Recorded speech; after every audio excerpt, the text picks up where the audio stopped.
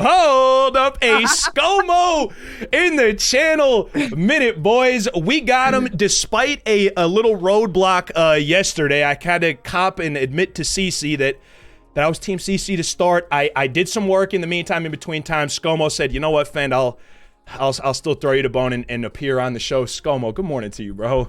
Good morning, sir. We're back. I'm glad you're doing this. This was awesome. I've loved that everything that you put together. The best part about this community right now, and everyone from the creators and the competitive guys and stuff like that. Like 2-3 years ago, some people would go at people's heads and stuff, and there was so much animosity, and everyone's circles kind of like separated, and you got your clubs and your groups, and you're that type of person, I'm this type of person. And everyone realized, like, that ain't the way, bro. Like, we can all be friends, we can all chill, we can all support each other. And like the fact that you got like these awesome lineups put together for this show, and like getting all types of different people, from the big streamers to the little streamers to the up and comers to the people that have been doing it longer than some of these kids have been alive. That's me. And like some of this other stuff, like it's awesome just to see, that you don't have to be the biggest person. You don't have to be, you can just be you and do you and make friends with everyone. And so it's just awesome for you to do this. Happy to be on here. I did a little type of this podcast talk show kind of like last year, winding down the year and stuff like that. But seeing other people do it, it's really good. I love when we get the communication and interaction with everybody. Hell yeah, that's a beautiful thing. I mean, we're doing now, so this is now, you can't start with the bigger guys. This is now episode 20 of this thing that we're doing here, and really everybody has something to infer to the tune of, it's about the interactions that you're having with people. Like, that's really the staying power in this like content creation thing. Like, the games will be what they will, but like the real power in like what's happening kind of around us is,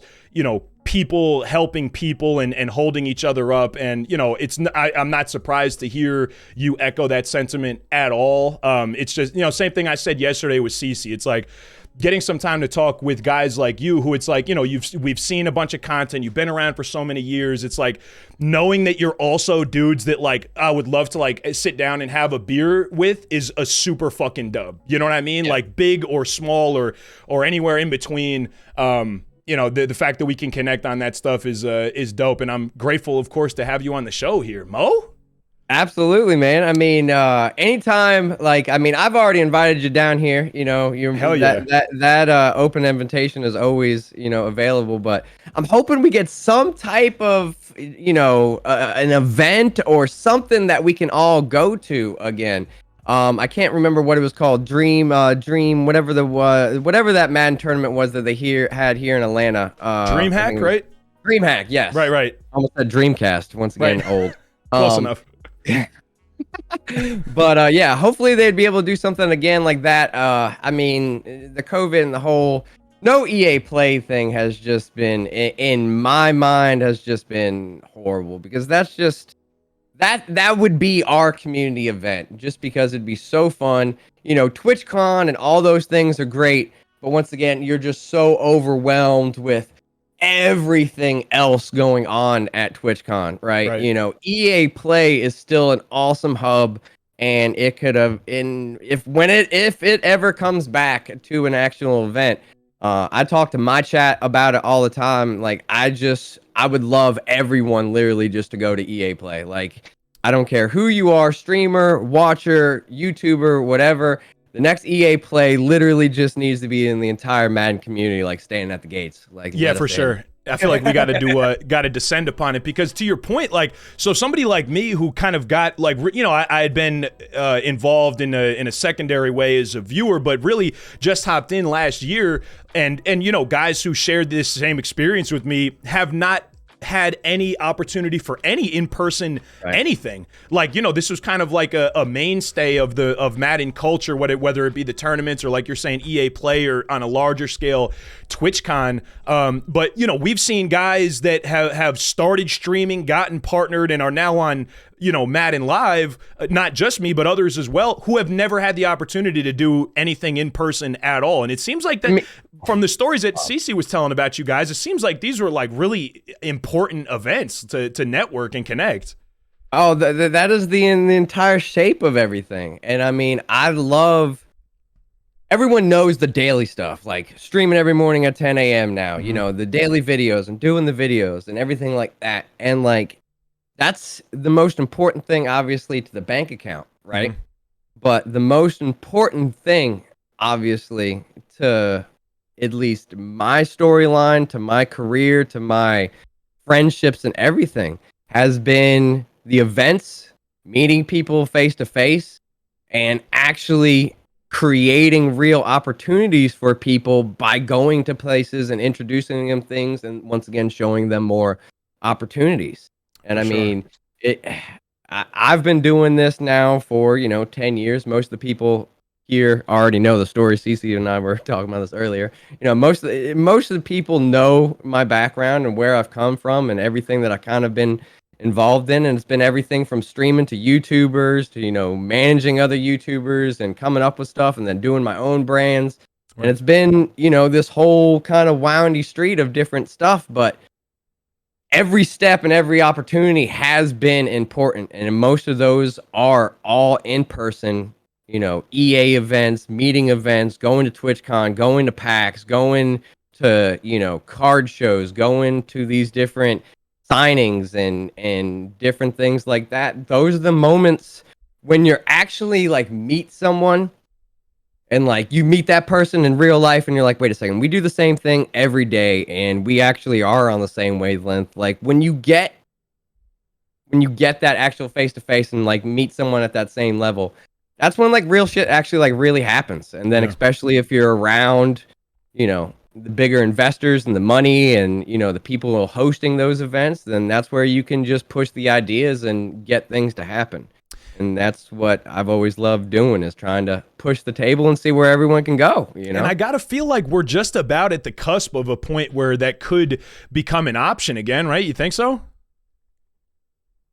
I mean, it needs to be whatever happens, and if it needs to be like, I've been seeing Dubby and I've been talking to him. I mean, he's trying to put on some type of event. And I mean, if it doesn't get to a point where EA's doing it, like at some point, no matter how big our community is, no, we're not Fortnite, no, we're not Call of Duty, no, we're not even like 2K, but like we are still our own community.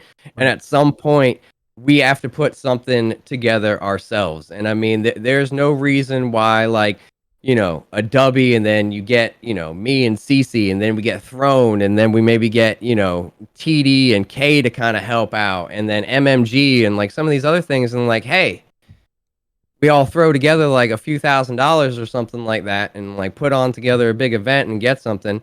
Even if it ends up costing us a little bit of money, we can all fucking just write it off as an expense. Like that would be a huge freaking write-off for us. And then we just charge a little bit. Like I'm pretty sure if everyone in the community was like realizes like, holy shit, all these guys did this, it'd be no different than like going to a freaking keg party, right? Like, like you just pay your $50. They brought all the fucking kegs. You got to do nothing but show up. Like people would pay for that. Like I think, like I think they would pay. I'd pay. Yeah, I would definitely pay. And I think you're right. I think there might come a point. It's like, I mean, and you could say that about anything. It's like you got to take it into your own hands at some point. You know what I mean? Like, and you could ride the quality of Maddens throughout the years, but it really is like what we are putting back into it and what the community is doing with it. And an IRL event would, I think, would be along those same lines. You know what I mean? Like kind of us taking it into our own hands. And I think, if you and Dubby and some of these guys can make it happen, I mean, log 1 ticket sold. I'm in, and I bet you could get another 10 in the chat right now for sure. I think people will be down for it. I just think.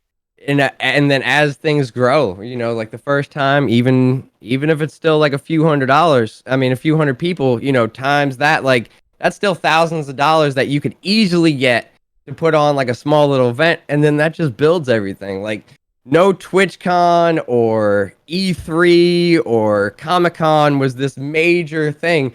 Like I love looking back at the original Comic-Cons was like one table and like 6 tables and chairs and like people just talking about comics and shit, you know? Right. And now it's like this huge freaking event that all the movies are there and showing all their stuff. Yeah. So like it would be, I would love obviously just to be able to go to, you know, TwitchCon again or an EA Play or tournaments and do that kind of stuff, because obviously traveling, you can't do it all the time. Like I love doing that stuff. Like I'm the type of person that like literally if you call me right now and was like, yo, Vegas tomorrow or like Florida tomorrow or like we're going to Maine or like LA, I'm like, I'm in. let's go. Yeah. Like I'm fucking gone like instantly. Like, and like especially like for those things, because that's where the big life experience is about. Like that's the most important thing. And like the older, like you keep on getting older, and the most important stuff is just the experiences and then what you can do from those experiences if they lead to opportunities. I'm just the type of person that, yeah, I just like creating the opportunities from the experiences. And speaking of life experiences and opportunities, Mo, I'm sure one of the most exciting bits of your life right now is you and your family and Mrs. Scomo are expecting a baby Mo about to be back AF in the channel relatively quickly here, man. What are your feelings as you're really like on the doorstep of a whole new phase of your life? Are you excited? Are you nervous? I mean, look, you're really right there. What are your feelings?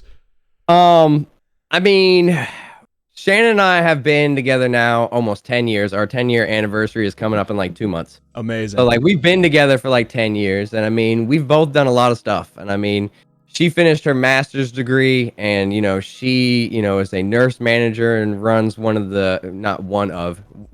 the largest labor and delivery department in the United States and the second biggest labor and delivery department in the entire planet. So this is home base for her then.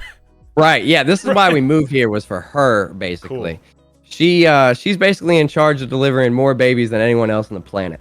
Wow. Yeah. So like, but that's also her job. So obviously with her being in the field and knowing it and all that kind of stuff, all the nervousness of, I don't know what's happening and all that, like, I don't really even worry about any of that. Like the doctor stuff, because like, she's not really worried about it. It's just like another day for her. You know, it just happens to be her this time rather than someone else. So like, she's not stressed about it. So I'm not even like really stressed about like those things. You know, obviously I just want everything to be okay. But like, of course, you know, she just knows, you know, it is what it is. And she's like pretty much good to go there. But like, I'm excited. We waited, we planned, you know, she wanted kids for a long time. And obviously I wanted kids too. But like, he was so focused with her career and going to school for freaking 8 years, you know, and then me chasing different paths and different dreams and doing all kinds of different stuff. I mean, I guess it was all the same dream, but you never really know what the end of the dream, where it ends up. You know, you just keep on riding you don't know how it's going to go. Yeah. And then, so like, I just been doing this, and I saw way too many of my friends in high school like have kids way too early, and was like so stressed with obviously not having like jobs and money and stuff like that. Like I just wanted to be at a point where I was not moving every year. Like I moved 30 times in like 30 years, you know, like, oh my God, bro. I didn't want to keep on moving. I wanted to be able to have a house, and I knew what we're doing for at least the next 3 years, you know, like not 6 months, like 3 years. And like now we both got to a point where she has a really good job. You know, I had at least a steady income coming in that I knew, you know, what could be guaranteed to a point to where I can support a family and that kind of stuff. Mm-hmm. So that, you know, we were fortunate enough to be good and wait, you know, but then obviously, you know, then you wait so long, then it's kind of hard, and you're like, holy shit, you know, let's try to actually have a kid. And everyone's just like, oh, it's so easy. And I'm like, holy shit, actually, it's not easy. You guys are doing this on accident? No. Hold on, this was a deliberate effort for me over here. What the hell? Exactly. What the fuck is going on this now? But everything has been good. Everything's been perfect. And like you said, we are pretty much days away. The actual due date is the 8th. But he's big already. He's like 7 pounds already, and he's sitting super low, and she's kind of having those little early contractions already, and like she has been a little bit, but once again, like she knows like it's not anything, because once again she's around him all the time. Sure. But it like she's still going to work. Like she just worked a night shift last night, and then No she's working a night. way. Yeah. She's 9 months pregnant, bro. What the what? She's at the safest place for her to ever be, and like she literally just sits there. But like she's at the hospital with her doctors, getting paid to still do her job. Like she's so important there that like they already know they're leaving her for maternity leave for whatever the time it is. So like, for her to be able to still get paid, it's not like you're working another job and they're like, hey, yo, if you're showing up and you want this paycheck, you got to do your work. No, this is completely different. You're in the hospital, in the department where they know, and you're the boss. They're literally like, sit in the fucking chair, don't move. Here's the walkie-talkie. You're still getting paid. And like, just keep the flow going. And like, she's just pointing out, she's just the call director. Like, yo, they need you here. You go there, you go here. And she's just, running the table. Directing traffic. And, I thought you might have been the coolest person in your house. I was incorrect about that, huh? No, she's a fucking soldier, dude. She's a fucking soldier. That's fucking legendary. Well, I'm so glad to hear that everything's on track and she's exactly in the right place that she needs to be in. Of course, and you mentioned. I'm waiting. I'm gonna be like chilling out one day, and she's gonna just call me and just be like, "Hey," and I'm just gonna be like, "Hey, what's up?" And she'd be like, "So, work's going good. I went into labor. We're getting everything going up here. No worries. Just when you're free, walk the dog and just come on up here when you're ready. Take the chicken out of the freezer if you didn't do that already, please. Okay. Yeah, and then I'm just gonna like stroll up there, which I'm kind of pissed because I'm not gonna have that like opportunity of like the driving to the hospital, like. Right. Buckle in, babe. Blowing through red lights and whatnot. You got the cop following you. No, you're gonna miss out on that experience. Big time. But you mentioned the fact that you're at a point now in your life where everything's kind of steady and stable, and of course that's not, you don't start a YouTube career from that point. So of course I want to kind of talk about the path that you walked and the things that you did and the adjustments that you've had to make en route to the spot that you're at now. But just briefly to finish up the note of like currently what you got going on right now, you got to be as fit as maybe you've ever been. You've really doubled, tripled down on your fit. I'm not trying to gas, but like you've actually picked up like some good size. Are you feeling good? Was it the fact that you have a child on the way, did that have anything to do with you really locking down on your fitness and taking a closer look? Have you always been, I know it's always been something that you've kept an eye on, but I mean especially lately you've turned up. What's the deal with that? I mean, I played sports my whole life. My dad was a college basketball coach and stuff like that. I played college baseball. I was around sports my entire life, literally 12 months out of the year playing sports. When it was the winter time, like when I lived in West Virginia, I literally just would go down to Florida to camps and stay there for like 60 days and literally just play baseball and do stuff and just keep on going. Right. And I was nonstop, through basically my whole life. I was never a big guy. Like I was literally 5'8" and like I think it was like 7th or 8th grade, and then never grew again. Like I hit my peak in like 8th grade. Like 8th grade, I was like good. I was like everyone's like my size, and everyone kept on going. I was like motherfucker, man. Like what the hell? Come on. But Zerk, I am 5'8" and I'm taller than you. Shut up. I see you in the chat. No, but like I was always around it, and then when I got out of college. I bought a house, and then I had people that lived with me and paid me rent, obviously, because it was just better than apartments at that time. Yeah. And the people that moved in with me would just happen to be friends from the gym. And bro, like those were like professional bodybuilders and like trainers, and like I'm talking like dudes the size of the refrigerator. We called him literally Demon. His last name was Demon. We just took out one of the M's and he was just Demon because he was like 6'3" refrigerator, Jesus. Like ridiculous. Right. And he had a few, belts and rings and different show awards and stuff like that. He had his card.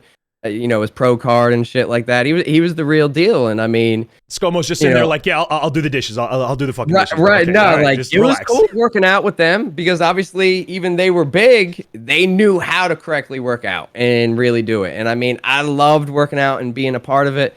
And working out and being baseball at my size is so different when you're doing functional workouts than, hey, like we're going to the gym, we're doing back and bis today, chest and tris, we're doing legs, you know, that kind of stuff. And it like, but then I started moving and I didn't really know everyone and I just got out of it. And it's just like, I needed someone like to go to the gym. And then I started getting old a little bit. And like, I was just like, hey, all my natural like first 20 years of like playing sports and all that kind of stuff, you know, the 5 billion swings that I took, you know, that had my natural abs from literally swinging the bat freaking 9 billion times through my life, you know, all that was kind of disappearing. And I was like, shit, I am getting old here.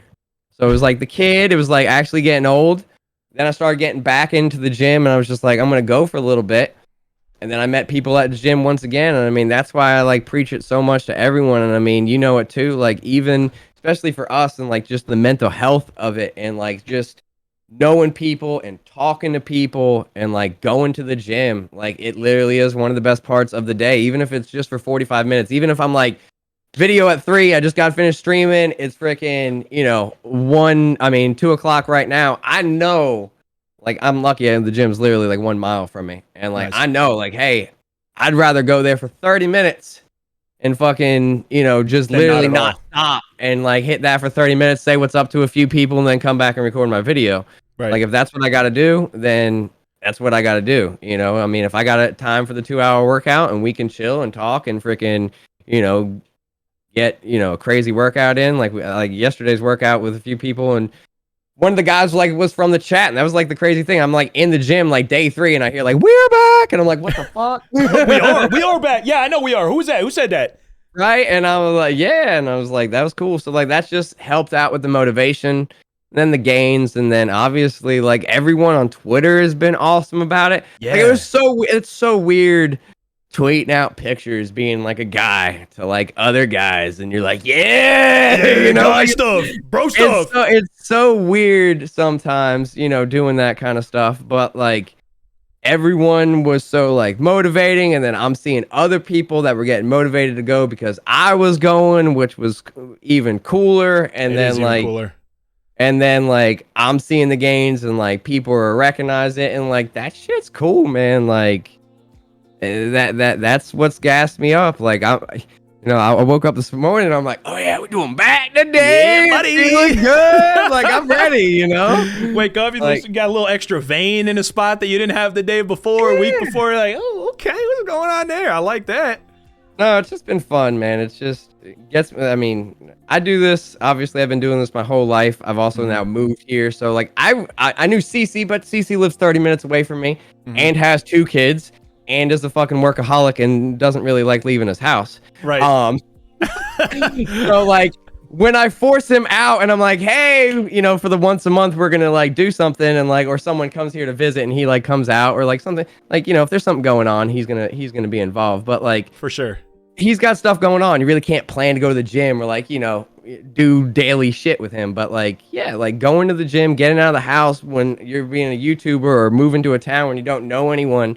Going to the gym was a great place for me to meet people since moving to the new town because I'm married, I'm old, I'm not going to the bar, I don't have school, I'm not meeting people that way. So like the only real way to like meet people and like have a social life was going to the gym. So, I mean, it's physically useful for you. It's socially useful for you. And you mentioned before that not a big subject. We don't harp on it all too much, but we talk about it openly. It's just mental health in all people, but especially young men, just because of the demographic we have access to. And whenever I say that, I'm always careful to give the disclaimer. That means in zero way, shape, or form that young women's mental health is any different, less important in no way. But just based on the demographic that we have the most access to in younger men, we talk about, you know, the importance of mental health. And, you know, I'll say I got my therapist appointment tomorrow morning, and you referenced that, you know, the gym is part of what you do to stay in good mental health. And you know, a fair answer to this is, yeah, I'm lucky enough to have like pretty good mental health. I keep it well managed. But in addition to the gym, is there anything that you've had to do to keep a closer eye on your mental health? Has the content creation journey been taxing to you in any ways? Is there any thoughts you have kind of on the overall subject of mental health in young men and young women? Well, I mean, I just feel like it's so predominant in our field of work and our stuff just because everyone's so conditioned to every day you got to do something. Every day you got to be on top of it. Every day you got to try to get better and be more creative and stay relevant and all that kind of stuff. And especially like a person like me that's been doing it for 10 years, you know, when you get the ups and downs and like people are like, hey, this video popped off. You know, I got 500 views and the next one pops off 700 views and the next one's like 800 views. And you're like, oh shit, we're breaking out. We're about to freaking kill it. And the next one's like 30 views.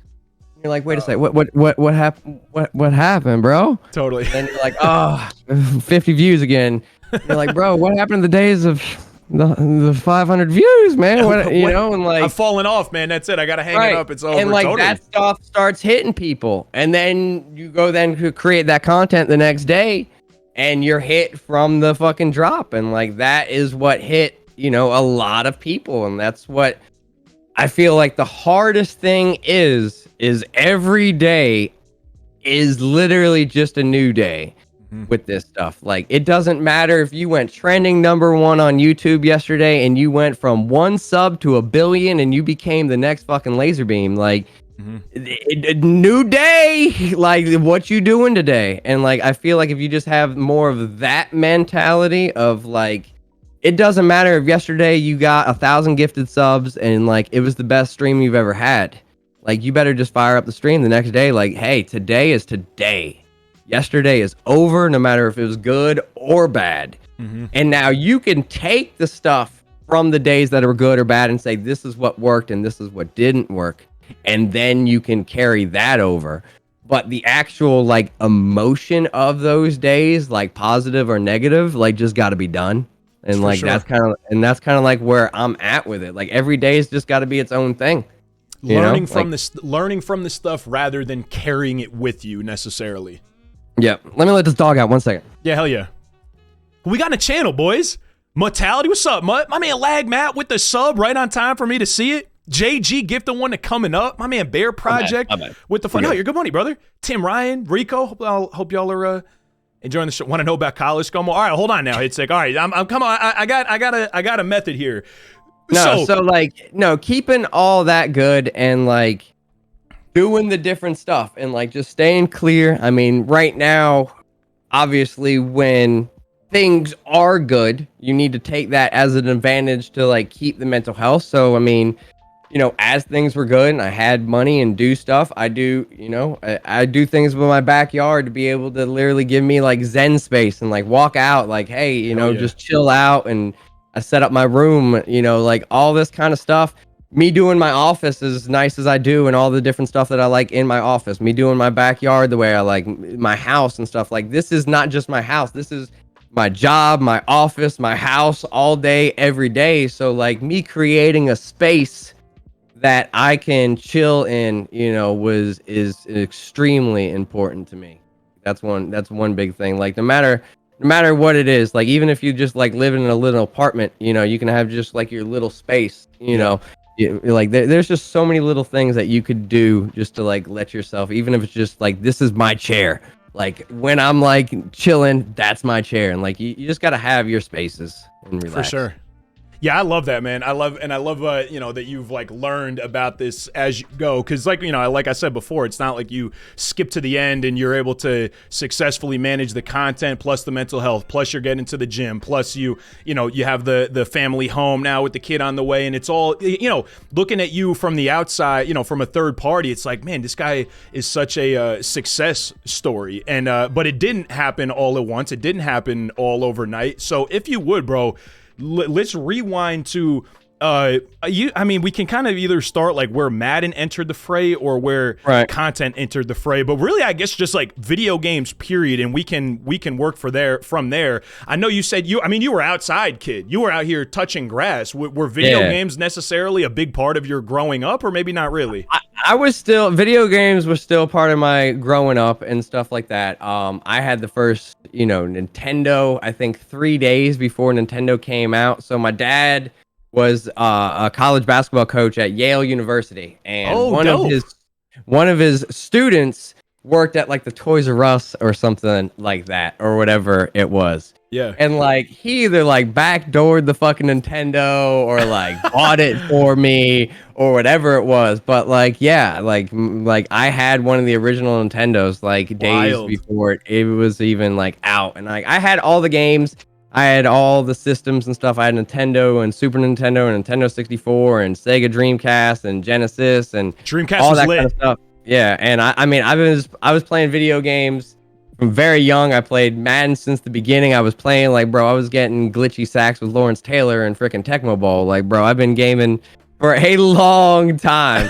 So I mean, but like just sports was, you know, more of like that. You know, I played a lot of NBA Live, a lot of NHL, a lot of Madden, you know, and all that kind of stuff. So like that's what I did a lot. And I mean, because my dad was a coach and then my mom she ran special education programs for like the states and like school districts and stuff like that. So like they were gone a lot. Like since I was like 13 years old, I was like basically like on my own, like get your ass to school, don't fuck up, you better do your shit and be home. And like, so like there was a lot of times where like I would go to practice, do stuff, but then I was just like go home and then, you know, play video games or whatever it was. Were you still moving a lot at that as a kid? Like, oh yeah. I was born in New York, then I lived in Connecticut, then West Virginia, Ohio, South Carolina, then I lived in Florida, and I've lived in Georgia. I've lived all over the place, literally like almost every state down the East Coast. But like each time, like in those states, like I literally like lived almost every place for like. With my parents, it was like 1 or 2, 3 years at a time, and then it would be like a new house or a new place or a different job or a different coaching thing or like promotions and stuff like that. And then with me, once I finished college, like I just literally moved where any opportunity was. Like if someone, like I said, like if someone's like, yo, we're going to do this, I'm like, fuck it, let's go. Like where are we moving to? Like, let's just get it. Sure. Like, and like, that's what I was always about. And that's kind of like what have brought me here. And, you know, I appreciate you saying that, you know, I understand people look at me as, you know, successful, and I am successful, but I'm successful differently than a lot of these other YouTubers, you know. How do you mean? Like a lot of these other guys, you know, they're getting the views. They're getting millions and millions of views every month and all that. I've never had 1 million views on YouTube in 1 month, like ever. Like my highest viewed month is like 700,000 views. Still fucking awesome, but fair enough. You know, which is still good. Yeah, of but course. Like once again, like that's not paying the bills. That's not enough to like really make a career out of it, you know, at this point. And what has let me do this is the ability to do so many different things and build my brand. So it's not just the one YouTube channel, it's 2 YouTube channels, and now about to be 3 YouTube channels, plus the Twitch channel, plus then the sponsorships. And then even just with my sponsorships, I don't just do my sponsorships myself. I help build the brand where I bring other people in also and doing that kind of stuff, which then those sponsors pay me more there. So in my mind, you know, I'm probably way more diversified with where I get all my stuff from. Interesting. But that's pretty much has helped me out. Not one thing is ever going to be good enough, but it's the fact that I have, you know, esports organization, 3, 4, 5 sponsorships during, you know, a good month, you know, 2 YouTube channels and a Twitch channel, maybe a 3rd YouTube channel, and like all that kind of stuff is, you know, what adds in it to me. Because I mean, if you got 5 or 6 things going and they only make like $1,000 or $2,000 each, that's still 10, 12 grand a month, you know, livable. like very livable. And yeah, and like that's pretty much more of my mentality. That's very interesting. I didn't know that you were kind of sourcing from a bunch of different places like that. And I guess just to take like the easy tangent, I asked Cece about it yesterday, kind of talking to somebody like me or Chu Flocka, who like, you know, lower, newer tier type of. My man Scomo's dog's keeping him on his toes this morning. No, I was still here. I can still hear you. That's why I wasn't even you're all good, bro. you. So I was asking, as far as advice, if whether you feel like you would want to give any or not on the general concept of sponsorship availability and opportunities that will preclude you from relationships with EA, and kind of weighing pros and cons to either. CC, I mean, was speaking our language when he's just basically like, he didn't say it like this, but what's the saying? A bird in the hand is worth two in the bush type of deal. Like, you gotta take care of yourself financially at some points. There's also the consideration, like, to play devil's advocate. Do you feel like you're on the outside looking in? Like, do you wish you had EA opportunities that you're not able to access? Or like, do you feel like you've operated this on the right timing also? Like, any guidance for someone like me who's like, maybe at the cusp of being able to weigh some of these options, but like, I don't know if somebody in your shoes is looking back like, man, like, that's dope, but like, I wish I would have done it later, or wish I would have done it earlier. Like, what do you think? I mean, to kind of like bring both of those questions together. I mean, obviously, I started the gaming thing. I quit retail, started gaming, got invited to the EA stuff, and early game changer, like one of the first MUT game changers. I was at like one of the first MUT game changer meeting, dinner, and all that kind of stuff. Like I was there with Kralo. I'm literally the person that introduced AJ to Kralo and said like, hey, this Kralo guy's actually kind of good. You guys might want to know who this guy is. No shit, like, that's a cool origin story. Yeah, like, no, I was the person. It was me, Code, and E-Rock became game changers. And we were like, look, this Kralo guy knows what he's doing. He was there with us got invited to the MUT event. And I was like, we need Kralo involved in this. Like, you guys don't know how he operates. Like, he's on a whole nother level. So, like, I got him into the game changer stuff, like, back then. So, like, I've done the whole game changer stuff, Then I started streaming. Then I met other people. And I was like, when I started meeting, like, the Kevins and the Cash Nasties and, like, all these other guys, like, way back in the day, Laser and LSK and all that kind of QJB, when everyone only had a few 100,000 subs, not millions upon millions and millions and millions of subs. And I was still just like barely streaming. I didn't know anything about YouTube. So at that point, I was just like, let me use my knowledge of like managing these people and show them more opportunities, because I know how they can do that. They just were missing all this stuff that they could be doing. I was like vlogging, athletes, integrating with real cards, integrating with the sports, and doing all that kind of stuff. So I did that.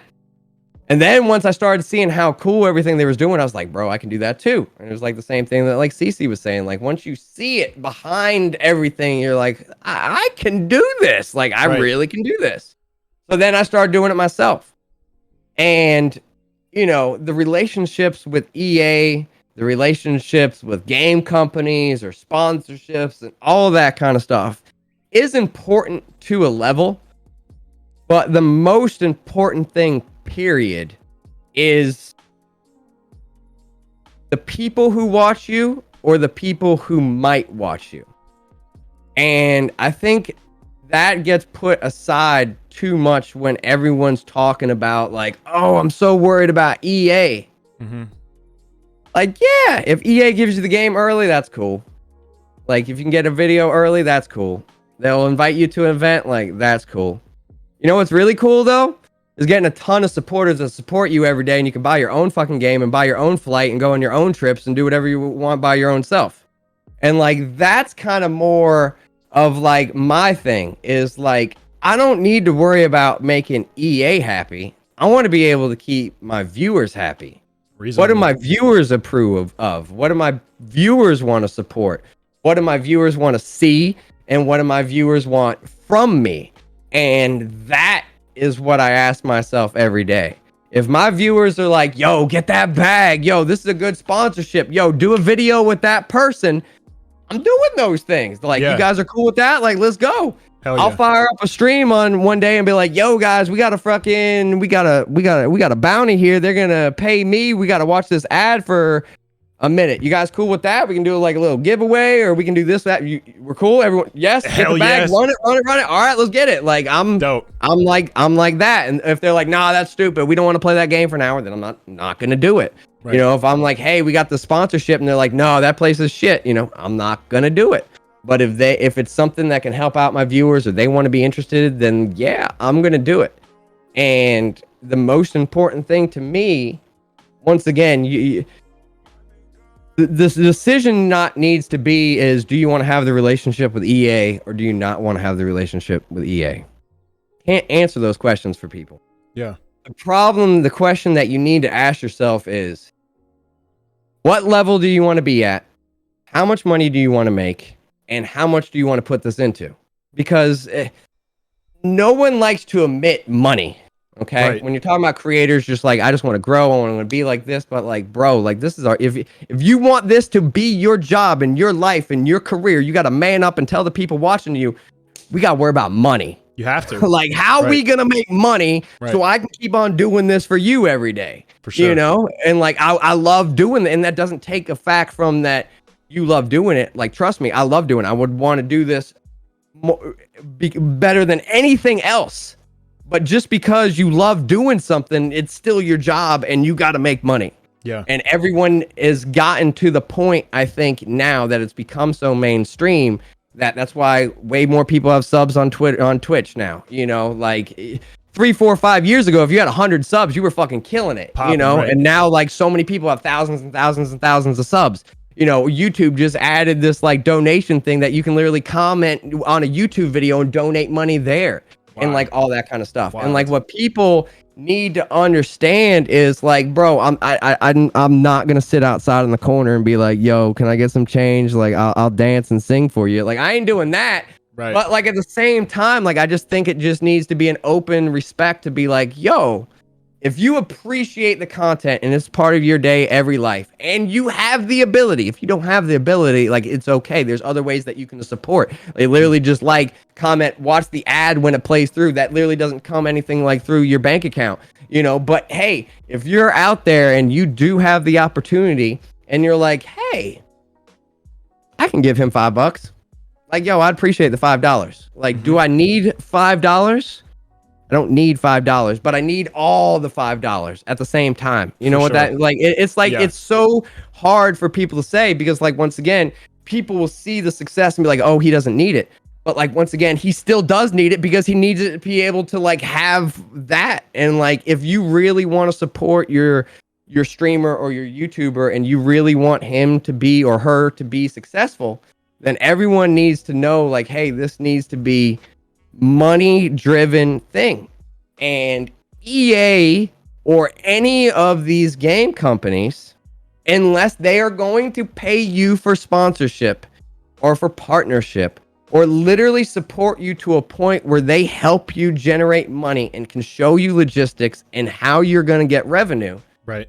And they just get put to the bottom of what it's not that you tell them no, but hey, EA's here. Okay, cool. What other opportunities you have? This one? All right, cool. That's on top of that one. You have this one? Cool. You have this one? Cool. You have this one? Cool. If you don't, then hey, fucking yeah, like yeah, EA, yeah, sure. I got this, but yo, now we got this. And I mean, I think that's how you got to handle everything with your life. That's if you're going to do this, if you're going to do content and you're like, hey, I want my content to be this way. And you do one day, you're like, fuck it, I'm going to kind of do this video. Mm-hmm. And this video bangs. You're like, okay, I'll do this video again. And this video again. And now how about kind of like this video? Oh, that's even better. My original way was kind of doing it like this. Right. This was really good. And now this is killing it. Hell My yeah. idea was that way, but now we're going this way. I'm going this way. How about this way? Oh, that's even better.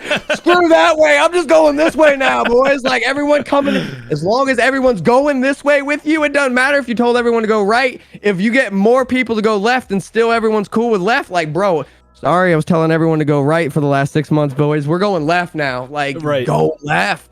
Like, it's that simple. Like, I think people worry about like addressing the elephant in the room. Just that, like, yeah, to be able to pay the rent, keep the internet paid up, like keep these lights on. Like, yes, money has to be coming in, and I feel like sometimes, especially like a newer creator like me, there can be some anxiety there because it's like you can do it for the right reasons.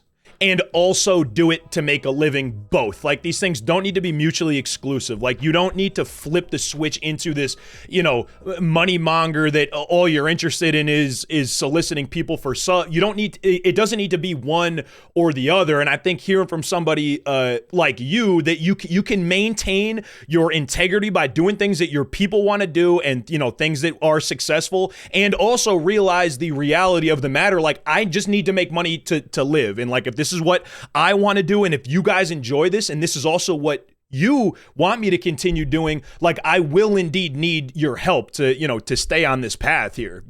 Exactly. Like, it gets to the point, like, like, I'll stream on big content days, and I'm like, hey, I'm ripping a bundle, I'm doing this, I'm doing that. And then the chat will be like, another bundle. And like, I have no problem being the pack guy. I love ripping packs.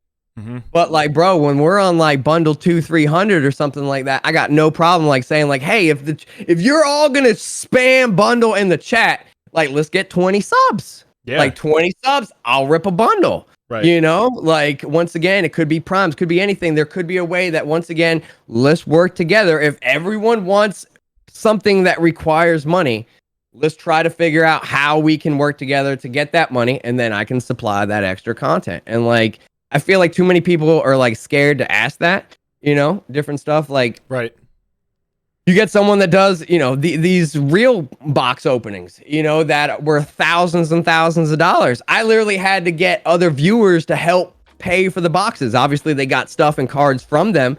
But like, bro, I can't do a video on opening a $5,000 box of fucking cards and think like I'm just gonna spend like $5,000 on that. Like, I'm gonna need help. When my bank account is set up, I don't got it like that. Yeah, I don't got it like that. Right. So like, I just feel like that's just so to answer everything. Like, I went from Twitch to YouTube, and everyone's focused, and you can have your dream, but whatever is working, start doing that. Don't be worried and try other stuff. Keep on doing different things. Try all the different platforms. If you're a YouTuber, do streaming. If you're a streamer, do YouTube. I slacked off last year, and I should have been on TikTok for a while. Now we're going to be getting the TikTok going. I mean, You just need to be doing everything as much as possible. And if one thing is like, hey, this is 80%, and the other things only bring in 20%, that's still an extra 20% of like everything that you're getting. Like, and still worthwhile. And it's growing, and it's growing your 80%. And that's what people need also. So like, and on that note of like kind of your Twitch to YouTube comparison, in terms of the conversation that we've been having about, if you want this to be the thing, if you want this to be what you do, from your experience kind of being very successful at both of them, and of course not to ask any specifics, but just your observations from kind of trends and flows, is it any more worth our time to be focused on one or the other? Of course, you want to have your hands in a bunch of different things. You just referenced TikTok being an opportunity that, I mean, holy shit. I mean, there are a bunch of fucking 12-year-olds that will come in the chat from it, but I mean, Chu Flocka was massively successful, and I think it contributed to him actually getting partnered some of this conversion of traffic. But in terms of comparing Twitch and YouTube, is there a comparison at all? Like, should we be if we had to pick one, like, should we pick one, or should we not have to pick one? I think if you are going to do this full time, and you're like, this is how I'm going to make money, then I think YouTube and Twitch are equally as important. Interesting. You can maybe put one at like 65-45, and that can be 65 just depending on what you're more naturally better at or can do easier, or what, once again, is bringing in more money. There's nothing wrong with that, right? Right. Did I just say, no, I mean, 65-35. Fucking Rafe, bro. Of course it was going to be Rafe. Unbelievable. Go on, Scomo. I use context clues. I knew what you meant. 65-35. 65. He gets 110%. That's why you guys know he's operating on 100%. Exactly. No, he gets 110. Okay, that's why he's on the show, and you're in a chat. Okay, Ravington's already been on the show. I digress. Anyway, go on, Scomo. No, but you need to be doing those two. Those two needs to be the most important thing. And I did them both for a little while. For like 2 years, I was like streaming in the morning. And I would stream and be like, here's the content, end the stream within like 30, 40 minutes. And I was literally like a 30, 40-minute streamer. And I would stream like for like get the content and I'd have to end the stream instantly to get my YouTube video up as fast as possible. Then I was able to generate more revenue and do some things and get some extra sponsorships. And as soon as I got the extra sponsorships, I was like, hey, I'm bringing in this extra money. Let's see if I can use this extra money smarter. And then that's when I started getting McCullough literally to do, oh, I hate you, Cece.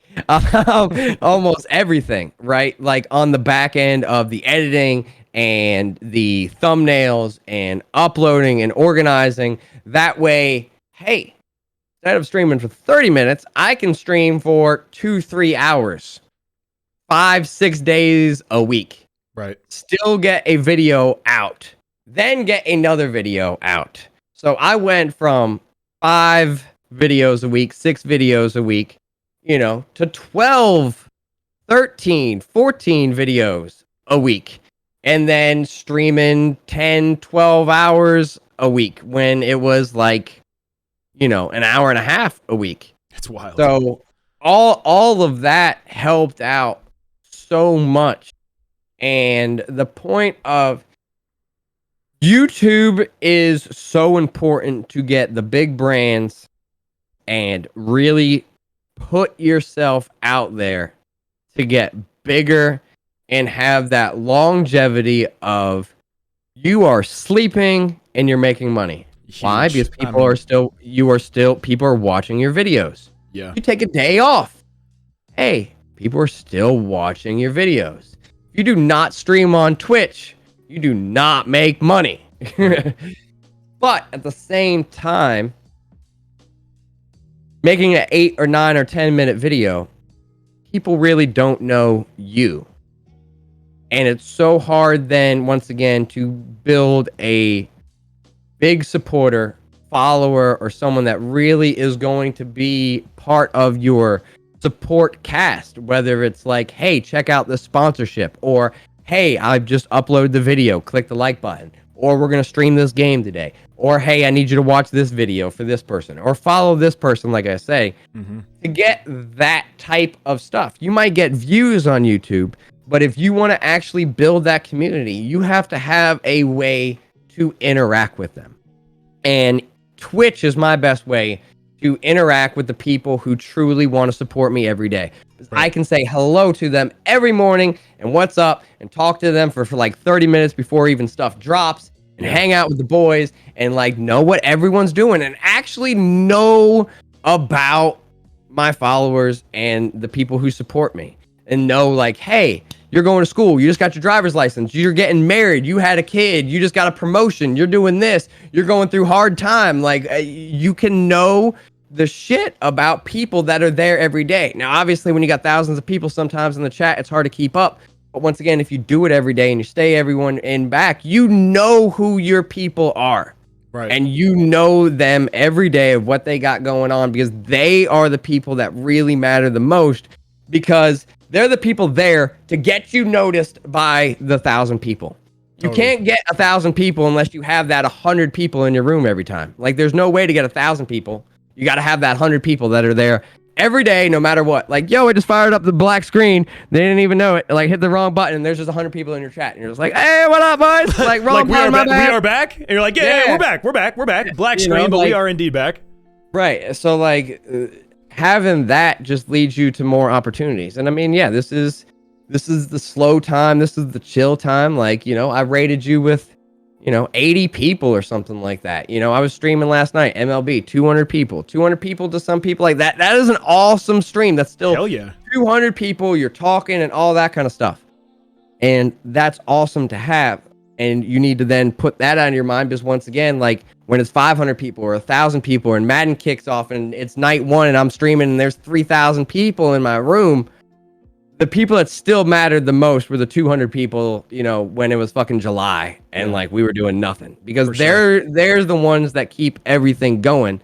And if you can stream during that time, they know, like, yo, like, oh, it's fucking nuts here tonight. Like, you know, they'll put the little "we are back," my mods will go and stuff like that, but I'm not able to have a conversation with, you know, the Chandlers, the Propanes, the LBJ, you know, and everyone else in my chat and stuff like that. You know, they know, like, oh shit, here we go. It's the fucking one of these days. Here we go, guys. You know, and like, you know, it's like, you know, same thing like when you have like Madden Live or that kind of stuff, you know, but like every day to be able to keep up with your support system, you know, that I feel like that's one of Zerk's biggest successes that he's had is he communicates with everyone so much on Twitter. He would like respond to every kid his age, every stupid little thing. Yeah. You know, kids like, bah, bah, bah, bah. And, you know, he's just like, you know, just say stupid something. shit like, yeah, ratio back, you know, just, yeah, right. You know, counter like, ratio, you fucker. Yeah, it just, you know, and like I feel like that is what built Zerk up a lot so much is like the kids like, oh shit, this YouTuber responded to me on Twitter. I'm gonna watch his video again. That's a fan for life. That's a supporter for life. I want to be part of his Noti gang, and you know, and that kind of stuff. So you know, and that where you can have and build your support system to be able to, you know, talk to them, support them. You know, you got to be able to support them as much as you can too if you're asking them to support you. So like that's what I try to do. Yeah, I think that's a beautiful thing, man. I had the same, it sounds like we're of the same mind. I had the same conversation on Twitter really briefly. It was just, you know, somebody starting and building a stream. Like the initial tweet was like, I don't know, asking about quality or quantity. And the new streamer was like, well, I'm not really worried about quality yet. I figure I get the numbers in first and then the quality will come second. I was like, brother, I got to respectfully disagree with you and encourage you to do literally the polar opposite because, you know, I'm of the same mind. It's the whatever it may be, 5, 10, 100 people that will show up for you every day that is, you know, turn into the foundation upon which something bigger can be built. So it sounds like, you know, you're of the, you know, of that same mind. You got to tend to your base, your foundation. As far as offering other, you know, brands of advice to somebody starting out a stream insofar as what they should think is important or what they should value above other things. Clearly building relationships is top amongst those things. Do you have any other suggestions on focus items or bits of feedback for somebody to pay attention to everything?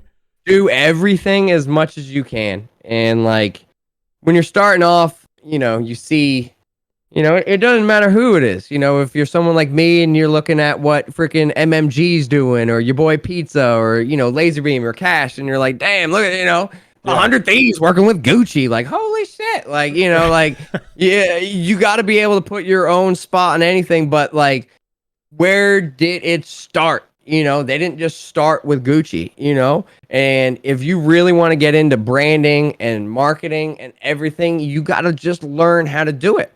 You know, it's the same thing like with you, like you got your merch, you got your whole Fendler brand going everywhere, and like you got to learn how you're doing it. Sure. Now, that doesn't mean that your logo doesn't change a few years down your line or how you brand or how you do that stuff. You're learning yourself what works, what people like, what are trends, how to keep this hip. But then also at the same time with the brands, you can't get a Nike deal and have a Nike shoe until you can freaking sell a Control Freak thumbstick. Or, you know, something else. And I mean, I feel like that's what you got to start everywhere. You got to start everywhere. You know, I've worked with Reebok, I've worked with Razer, I've worked with Topps, I've worked with all these companies. Like, I can just keep on going. But like, that's the thing is like, to get those companies, it was all the other companies. You can't, no matter where it is, you can't hit up this company and say, I want to do this. And you have nothing to show like, hey, I did this before. Right. You can't ask a company, even if you're starting out the ground level and you're finding, you know, a chair company or a controller company, a glasses company, an energy drink company, a mouse company, keyboard company, fathead deals, you know, some of the very, very early basic things that you can do as streamers. You can't go in them and show them hey, I'm going to brand and market you if you can't brand and market yourself. True So indeed. like you got to start with branding and marketing yourself. And like when you said the first, like the guy was like, hey, quantity over quality. When you're first starting, so many people are like, oh, what do I need to buy? I need this microphone. I need this. I need that. I need this. I need that. I need the green screen. I need the lights. Oh, bro, I can't be a streamer. I can't make content because I need $5,000 to start. Bro, you don't need $5,000. Like just hit the live button on your Xbox. You know, do you have like 3 friends that you can game with and like stream live? And like that is what I think everyone needs to realize, that start at the base. Get the people that are going to watch you.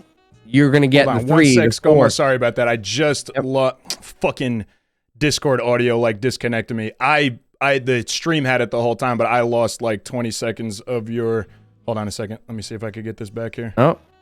Okay, wait. I think we're back. Right, boys? You guys shouldn't have lost it at all. I just dipped like 20 seconds. Sorry about that, brother, if I interrupted you. All good.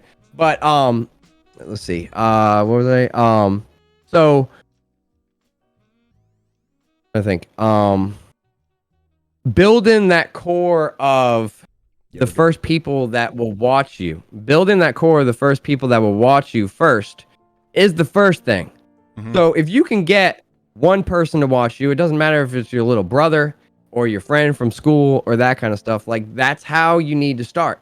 And then you can get the 3 or 4 people. And then, hey, it's your 3 people that you're playing Warzone with. And now someone's like notices 3 people in there and they check it out. And now your guys are interacting. Hey, can I play with you guys? Yeah, sure. Play. Let's go. We need the 4th. Bam. Now you got this guy that's in the chat too. And then you build maybe to a 5th guy or 6th guy and stuff like that. You know, like, hey, when one's open, let me in too. Like, okay, cool. When Johnny leaving now it's just people in the chat. And now you got the 5, 6 people. And then you're like, hey, we're starting to become like a streamer. And like, there's other people here. Like, okay, maybe I need a logo, or what should we call our stream? And like, now you come up with a name of it. Now you got a little logo, or you're like, okay, if things are so easy now, like you can go on there on the internet and a website and try to find like a logo for like $5. You know, like if this is something you want to do, like, hey, save up the $5, get yourself a little logo. Then you got to get yourself a little mic, and then you start doing that stuff. And then you're like, hey, I'm actually going to like stream getting a webcam, you know, get yourself a little $50 webcam or something, and just start off so small. But then just build from that. Then you got your logo. Then you got your brand. Then you're like, hey, I got 20 or 30 or 40 or 50 people. They were asking me what I use. I really, really like this controller that I use every day, that has this little grip on it. Hit up the grip company and say, hey, I'm a new streamer. I like this grip company. All these people are asking me, like, can I get a code? And I'll tell them where to get it. And see if you can get that sponsorship. Yeah. And then like the next one, you can be like, hey, like I have this grip company. I have this. Here's my channel. And they'll go to your channel and be like, oh shit, he's got some cool graphics. He's got his schedule down there and that kind of stuff. I got to scroll down on yours. Yeah, you need your schedule down there. You need a little Twitter graphic. You need some graphics down there to show them you can brand with your stuff. You need a bottom thing for your Twitter right now, your Twitch page. I'm looking at it right now. Like for people that are looking at it, bro. Come on, man. Because the people, the sponsorship people, kids are watching from their phone, right? But the money is watching from a computer at their desktop, at a desk, in an office with a budget. Thanks. And like you got to be able to apply to everyone. You know, so if I'm a sponsor person, I come to your Twitch channel, I scroll down, you got like no graphics, no, like you got your Twitter that you can click, but like you got no way that you're like showing or like promoting like different stuff. Like your stream looks good, your stream looks great. But like adding those little things like, hey, a little scream schedule, what you're doing this, you like this company, you like this brand. Hell yeah. Like, bro, there's so many times like I've told people like, bro, it doesn't matter if you're like really like sponsored by like Razer. Like you can just put the Razer picture down there. Like if you like that controller, you like Scuff, and your dream is one day to be a fucking Scuff sponsor and you're using Scuff, put a freaking Scuff picture down there. Don't go around telling people to use your code and you're sponsored with Scuff if you're not. But like you can have their stuff down there and they're like, hey, like, yo, someone actually is here. Like, yo, they got all their stuff already pictured up here. Like, yo, this guy's cool. Send them the shit. Yeah, for real. Yeah, exactly. The boys busted me. I poked over as Scomo was talking about the things I need. I'm going through my own stuff. Like I'm paying attention. I'm fully locked in, paying like, attention. All that stuff is like important. So with the brands, like just starting off with everything like at the bottom and getting that deck, that resume together. Like everything's a resume. It's not just jobs and work and stuff like that. If you need to put a resume together for yourself, and like you can't get the big, no one's gonna pay you $500 for a video until someone pays you $100 for a video, or someone sends you a free product. And like that's like the steps that you got to get with. Like, hey, I get 10%. I got a little code. Cool. Now hit up the next company and be like, hey, this company that I've been working with for 10 months has, X amount of sales, or I'm getting a lot of people. I get, X amount of people every month that buy that product. We are all interested in this product. And then they're like, oh, okay. They'll come check it out. See how you're promoting that other thing, and be like, yeah, we want that too. Mm-hmm. We want that too. And I mean, that's pretty much what has been all my other opportunities. And that's the same thing that goes then around with YouTubers, because these companies, if you notice, all the YouTubers pretty much within the community will get like the same type of like brand deal or something like that. Right. And it's like the ones that operate like that, because that's what companies are focused in. They'll see one person and be like, okay, we like that person. All right, that worked. All right, now we really want to dive into the company. Who else is like that system, that setup? Who has, okay, they do the description like that. They have their videos like that. They would put an ad like that. They would be like this. They have the same ad. And like, okay, this guy too. And they'll email you. And the next thing you'll do is you'll see Zerk, CC, Scomo, K. Everyone like fucking, like everyone's got the deal. And like, that's the way it works. True. Yeah, you got to. I mean, they're looking for what works also. So I mean, once they find a play, once they've started left, that was good, and then center was even better, and now right is definitely the shit. Everyone lined up on that right track, they're gonna want to align with and queue up with, I would imagine. Yeah, like I did the Adidas thing. A lot of other people did Adidas. I was one of the first people with the Razor. Like it was like me, Problem, I think, did like Razor stuff, and then like other people started doing Razor stuff, and like. But that's also like the cool thing with everyone. That's once again going to my original point of the conversation in this community, like being friends with the community and not butting heads, like being in Discord chats, having friends. Like Zark got the G Fuel deal and gave other people shout outs, and like then everyone got G Fuel deals, like I got the Reebok and I was like, yo, these are other people, and they checked out those other people. Same thing with the Razor, the coin deals. People were like, hey, obviously the coin deals has been the huge thing, but like that, I've brought over 10 people to my, to the same website that I've been on now. And I mean, all that kind of stuff of being able to, and it doesn't even matter, like being able to talk to everyone and be like, yo, and I mean, that kind of stuff you kind of need to make it your own circle, not because of like, hey, this person, but like, if you're really going to talk business and make a deal, you need to talk to someone that's literally doing that same level as you, that's on the same level, that can understand the numbers and what your worth is. So like, so many people are like, will take offense, like, oh, why don't you bring us into it? Well, like, it's not that I don't want to bring you into it, but it's like, I would rather talk, if I'm talking about a 6-figure deal, I'd rather talk to the person that it has maybe a 6-figure deal also. Right. And say totally like, so sense. Like, what are you getting with yours? And like, if you can be at a point in the community where you're like, hey, we can actually like be honest. Like, so you made this? Okay, like I made that. Like you got that deal? I'll tell them about yours. You tell them about mine. Like, yo, I got you. They hit you up? Sweet. They hit me up too. Like, yeah, we're like, let's go. Let's eat, Hell yeah. And then there's also like no offense to like tell someone like, hey, if I'm talking to CC or I'm talking to Zerk or I'm talking to Kevin, which is Toke or something like that, like, hey, they paid me this. You're way bigger than me. Like, you're going to make this. And then you like tell the other guy, like, yo, like you got me. But like, if you really want to hit it big, like I got this other guy, you're going to probably have to pay him more money than you pay me. Right. You can maybe hook me up from, hooking you up with the bigger guy, that helps everyone, right. And like, that's how everything works. Like, that's how you got to do stuff. What are you doing, dog? He's being a good boy. He's being a good boy. What are you doing, handsome? Hey, partner. You mentioned Toke just now, one of your buddies. That YouTube shit was... He's back. He's all good? Okay, what was your experience of going through that? Were you like panicking, like looking at your own stuff, doubling down on your own security? That shit was a nightmare. Yeah, I mean, we know how he got hacked. He clicked on something like... because he gets a lot of sponsorships. And once again, with these YouTubers, like you'll get sponsorships. He has worked with Nike before. Like he has Nike sponsorships. He is, you know, they've sent him glasses and baseball stuff and all kinds of stuff. He's done stuff with Nike.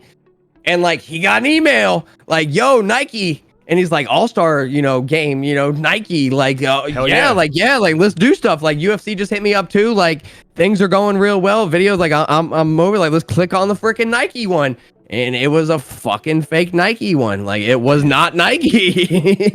Yikes, man. And like that got him. And then like, but no, everything seems to be back. You know, I relocked up I relocked up everything. You know, I did order the physical keys. You know, I heard about CC talking about it, you know, but once again, in my mind, like, yes, CC's point is if someone wants to get in and has the knowledge to get in, they're going to get in. But to me, though, is like 99% of the people don't have that. So like all I do is want to put up as many barriers and brick walls so that like if I do click on something stupid or, you know, someone does freaking like fish me from a, you know, a Skype call or something like that, I would rather just eliminate all the idiots from being able to hack me, you know, because you can't worry about the big guy, you know, because like once again, if someone can hack the Pentagon, someone's gonna hack you. Like if he's just like, nah, screw, I don't feel like hacking the Pentagon today, I'm gonna hack Scomo. Like, yeah, like I'm done. Like you ain't stopping that. But I'd rather definitely stop, you know, by me accidentally clicking on something. So yeah, like I'm getting the physical keys, which I gotta get to McCullough also. That way he can use them because he has access to all my stuff. Like he does everything basically for me on the back end. Awesome. So he's got to have access to like all that stuff too, basically. But I mean, it's terrifying. It happened to Mike Mack like a while ago. The whole thing within this stuff is terrifying, and that goes with the stress and the mental. Like it doesn't matter how successful you are. Like you could literally be Laserbeam or, you know, David Dobrik or freaking Logan Paul. And tomorrow the shit could be over. Right. Like it could just be over tomorrow. Either like you said something wrong and you got canceled, or like B, like it's just over. Like it just ran its course. That's it. The game fell off and you're like, you don't want to play another game, or like it just as fast as you can blow up doing this stuff is as fast as you can fall off. So like that's where like a lot of the stress, you know, comes through. Totally. So like, I mean, as far as like direction for what you're gonna pick up, well, I know you're talking about the third YouTube channel, like kind of to make yourself, I guess, recession proof. I always talk about like, you know, of course, Madden is the home base, like, you know, for me and my tiny little baby career, but you know, expanding to other directories and doing other things and tapping into, you know, as much as I possibly can. It seems like you're of the same mind with your channel and your content as well. You're cooking up a vlog situation, and you know, not to get you to spill too many beans on us there. No, I got 2 vlog videos that are already recorded. I love vlogging. I mean, I've if you go back to my main channel now, or I don't want to call it my main channel, but my Madden channel now, right? If you go to my Madden channel now, some of my best videos, and not some of the most fun videos to record, are my vlogs. Some of the best times I've ever had are my vlogs. And I love doing it more than anything else on YouTube. But once again, with the whole conversation of, I want to go right. Yeah. But everyone kind of wants to go left. Like you gotta go left. And lucky for us, Madden is the longest running video game franchise. We are the fucking Simpsons of video games. You know, like that's a good point. There is another season, another season, another season, another season, another season, another season. You know who has the most security? Fucking writers for the fucking Simpsons. Like, bro, they will last forever. Yeah. You know, like you want to retire, like you're just done writing, cool. Like you can be done writing for the Simpsons, or like you work for the Simpsons, like you can be there for freaking 60 years if you want to. Right. But like being a Madden YouTuber or streamer, as long as there's football, like there's going to be a Madden game or some type of football game that people that like football want to play. So having that longevity of that kind of stuff is always important. But like I said, like having the separate channels, just because YouTube and the way the algorithms worked, when you talk about learning and making mistakes, like MLB was huge for me and was so big for me on the Madden channel that it killed Madden for me. Wow. And streaming on that stuff, the mixture of the algorithms, I hit 75,000 subscribers, or let's just say 60,000 subscribers. But the problem was I had 30,000 Madden subscribers and 30,000 MLB subscribers. Got it. And YouTube would say, hey, you would upload this video and half your people don't want to watch it.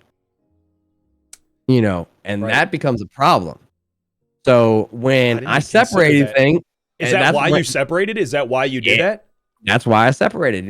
Talking to all these big guys, when you see Mr. Beast make 9 channels, like, oh, why'd you make a channel? I made a game channel. I made this channel. I made this channel. I made this channel. So like, you literally made a channel for every little type of video. Yes, I made a channel for every little type of video because that is what works. That's with like, yes, you can see the MMG. Well, MMG just uploads. Oh, yeah, MMG has 300,000 people that will literally click on a black screen.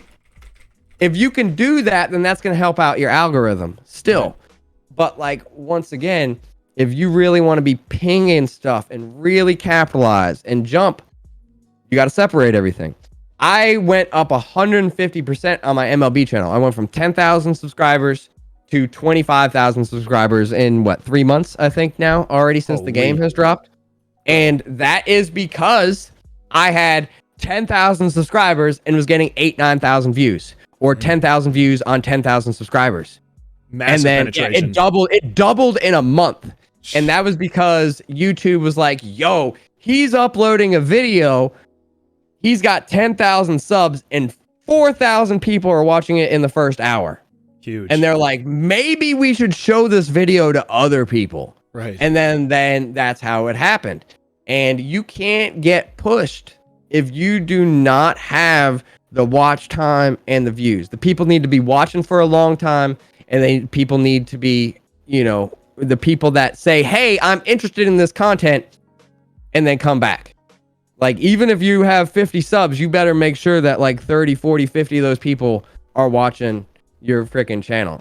And that's what even hurts little YouTubers so much is, you get 1,000 subs, 2,000 subs, 3,000 subs, 4,000 subs, but then you get like 200 views. That hurts. That hurts. That hurts. Do you feel like you're getting a pretty good grip? Do you feel like you have a pretty good grip on like some of this algorithm stuff, or even from a guy like you, is it still like kind of a mystery? Like, you still kind of like fucking just seeing what sticks, like throwing some stuff at the wall and seeing what works? It's like one of those things, like when we kind of like feel like we know how like oxygen and breathing works, and like you do breathe, but like I have no idea like how to create oxygen or like break it down into like its chemical compounds. It's fair, so like it's like one of those things, like you just do it naturally. Like, no, but like, no, the algorithms are always changing. They're always a mystery. There's no rules. There's no instruction booklet. There's no help on YouTube or Twitch. There's no background. If you get banned, there's no one to talk. Like you literally have to put up red flags. I mean, thank God,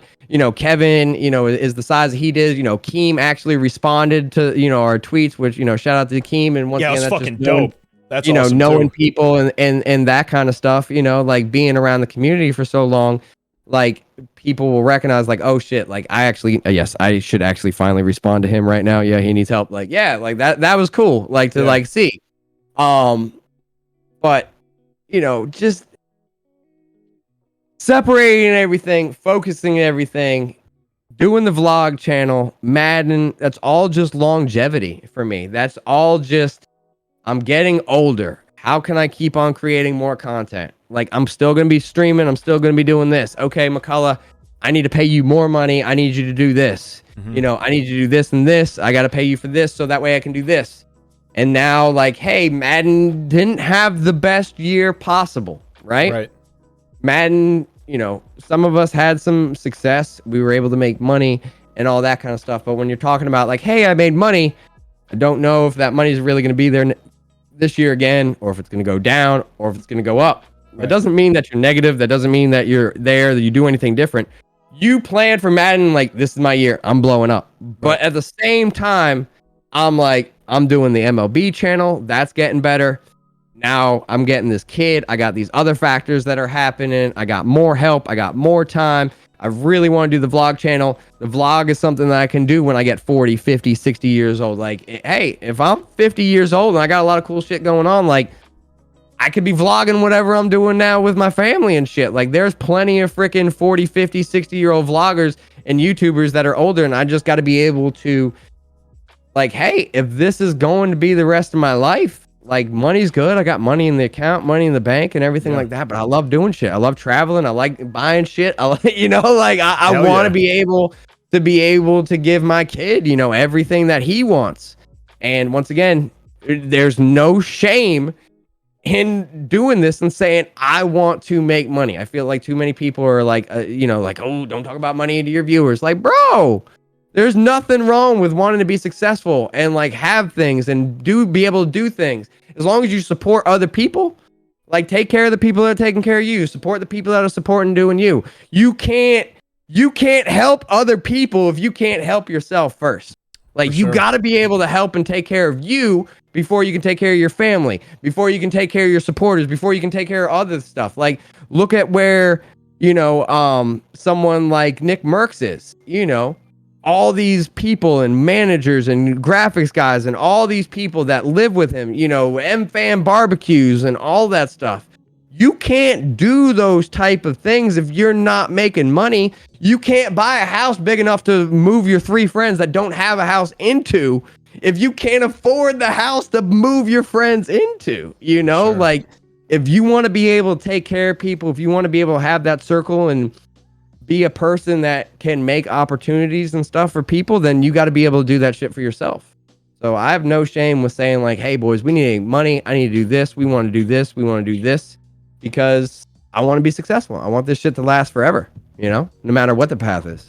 Hell yeah, right. That's a beautiful thing. I want to, I got 2 more things for you, bro. I know I said the budget for an hour and I want to be respectful of your time here. This is good shit. I literally typed in the chat. Y'all really need to be taking notes. This is some of the most valuable stuff that we've gotten over here, I think. Scomo, have you made any mistakes that if you could go back, I'm sure many. A life well lived, you could go back and change a lot of things. But like notable things that if you could talk to your younger self, that you'd be like, yo, don't do this one thing or don't think in this one way. Have you had to make any like really important big pivots along this path that have served you very well? Hopefully not. Maybe not go so nuclear in some cases sometimes. Like it's really not to like probably good to like cuss out, people in front of hundreds of thousands of people and shit like that, probably, maybe not necessarily like the best thing over all the time, but like, I'm still me. I've always been me. As I've gotten older, I've been more calm. Obviously, hanging around with CC, he'll definitely bring your fucking, your temperament down tremendously hanging out with that guy. Right. But,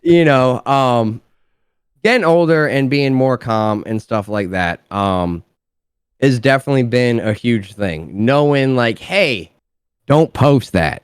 Don't say that. McCullough, like if I recorded a fucking video and I went fucking stupid, like just cut all that shit out. Like no, fucking all of it out, and like all that kind of stuff. But like, would I change it? Probably not, because that's what I learned from, Totally. And I've said it so much. The reason why I've gotten to where I am is because I've learned what doesn't work. I've learned what videos doesn't work. I've learned how to not start a fight with every person on freaking Twitter. I've learned how to like relax. I've learned how to not care and be focused about my own stuff and like do those different things, and how once again, not putting on a face or pretending, but it's literally how to be a decent person. Like, hey, I cannot agree with you. I can think you're a complete idiot, but like, I don't have to tell you. Like, I can just move on with my day. Like, and like that's kind of like more of my thought. But like at the same time, like that's still me. Like if someone comes in my chat and there's a kid being an idiot, like, bro, I'm still gonna have fun. Like, okay, like you're gonna troll me, like I'm gonna still troll you. And like you just gotta like know your parts, like you do a big deal with a company and like they, like screw me over. Like I'm not just going to get on Twitter and like do that kind of stuff. Like, I have, my famous EA, memoir that I basically went full nuclear on, that was like when I no longer was a game changer. I got, the Sony thing when they banned me 15 fucking times, I got, Right. interactions with different people and, haters and all that kind of stuff. But like, is it bad to a point? Yes. Do you learn from it? As long as you can learn from your mistakes and learn from your failures and even learn from your successes. Everything that you do is just got to be learning. It doesn't matter if it's a good day or a bad day. Like, you just got to just keep on learning. So would I change anything? Like, yeah, like, of course, like if you could just go back and be like, yo, like you should have just uploaded that MLB video that first time on a separate channel, you'd probably be sitting at like 200,000 on one and 100,000 on the other. right. That'd probably be like a good fucking note to tell myself, like back in the day, Hindsight 2020. Like, right, but like now I do know. And like, why do I know how YouTube works a little bit more? Because I fucked up my channel and I learned how to unfuck it.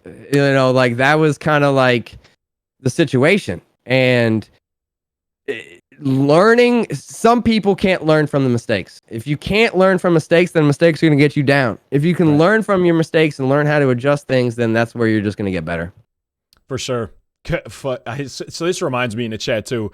My man JJ says fucking Clint, and I know you have been in the past, at least you have been a critic, maybe so. Do you think some of the individuals get a little more heat than they should, like a Clint, like a Kralo? Like I know you remember last year when Kralo kind of had a moment on stream. He was like, in more words, and he said it way better than I could. He was like, yo, y'all need to leave me the fuck alone, bro. I am one dude. I'm trying my best. Do you think some of that flack is fair? Do you think they get a little bit much as somebody who's maybe participated in it, maybe one of the things that you've learned and you don't do as much anymore? But what do you think?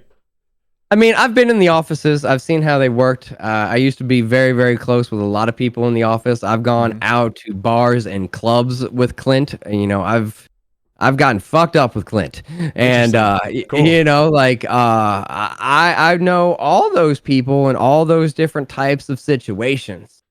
And as an individual, and I mean, unfortunately, in spots and positions, if you are in charge of that position, then you unfortunately are responsible for the hate that or the positive that position brings along.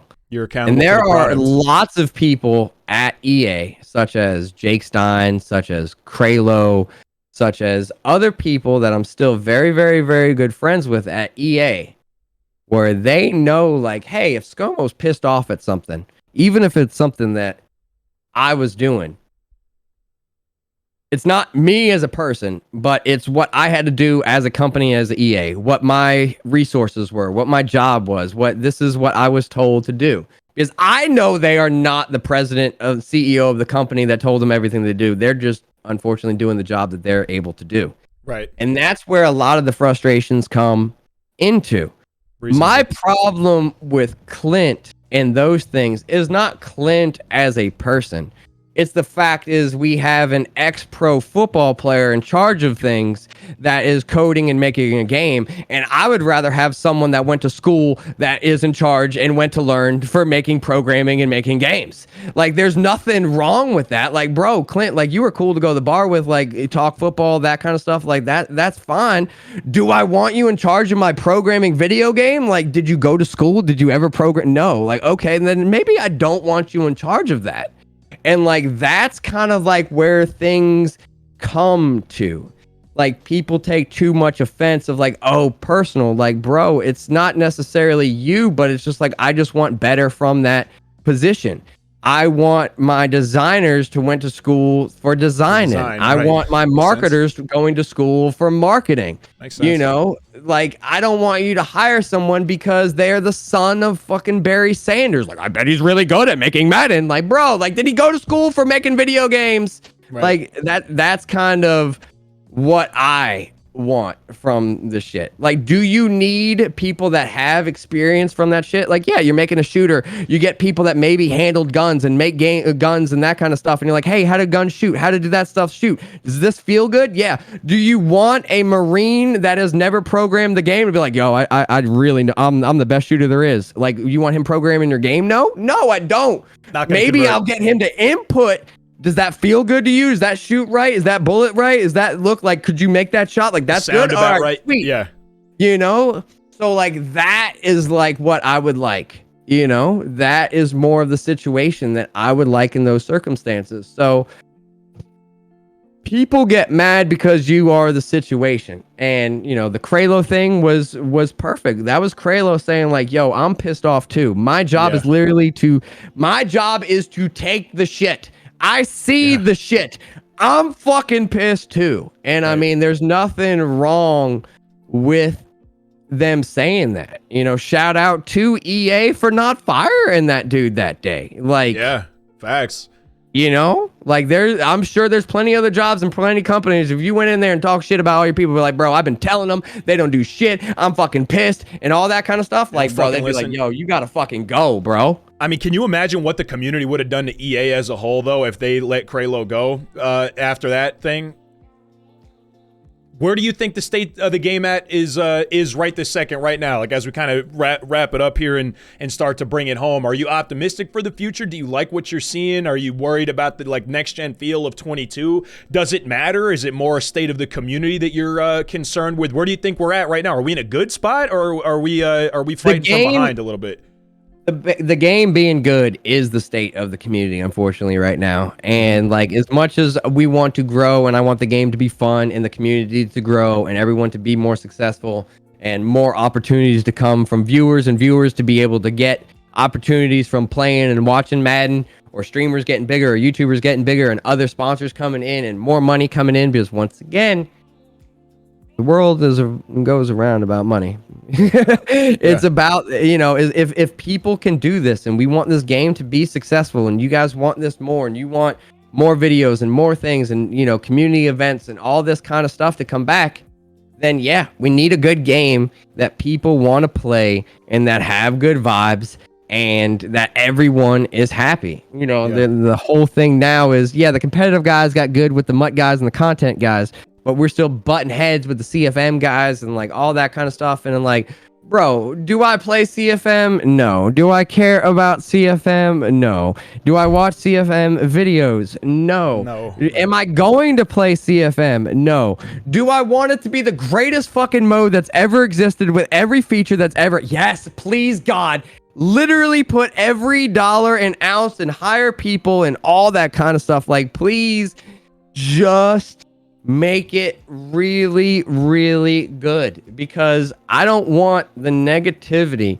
Unfortunately, the stigma with Madden is such copy and paste. They haven't updated the game. Roster and like, if you just go walk a college campus or go walk around the mall or you go to a freaking, you know, concert now or something like that, and you just stood outside of Walmart for like a Saturday, just slam busy, and ask people what they thought about Madden, it would be disgusting. It would be fucking disgusting of like what people think about Madden, what gamers think about Madden, what other communities think about Madden, what outsiders think about Madden.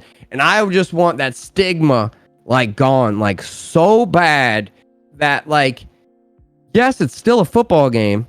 They still throw the football. They still score touchdowns. You still pass, run, get sacks, get interceptions. Can't change the core of football. It's still a football video game. Right. But I would love the fact that like stigma of, oh, it's the same thing since fucking 2001. You know, it was better back then, you know, and all that kind of stuff. Like, I just want it to have the improvements and the difference and the feel and everything, where he's just like, when you're like, holy shit, people are talking about, oh, it's good, like it's different, like, yeah, man, having fun playing the game. And it's no different than Warzone or Fortnite and everything, or Fall Guys, that blew up. Yeah. Why did it blow up? Because people were playing. Oh, what were we playing? Oh, you're playing what? We're playing War. Oh yeah, we're all playing Warzone tonight. We're all playing Warzone, Apex, Warzone. You know, like that's why those things got so big. For sure. Gaming and streaming and everything is so mainstream right now. You can't have that horrible taste of people what people think Madden is.